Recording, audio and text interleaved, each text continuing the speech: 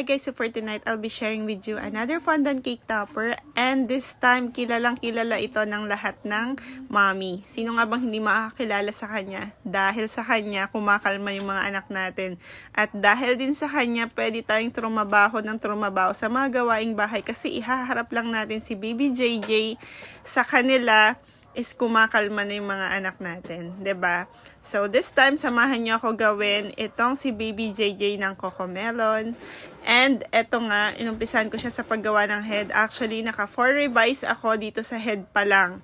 Kasi nga ang hirap gawin nung eyes niya. Ang daming combination na color dun sa eyes. And then dito naman sa paggawa ng body niya is ma-detailed din yung suot niyang onesie. Kasi may design ng mga whales, iba't ibang color. So ang ginawa ko, nag-cut na ako ng maliliit. Then shinape ko siya as whale. Saka ko dinikit doon sa body niya. And eto na siya nang matapos. Yun lang po. Thank you sa panonood. Bye!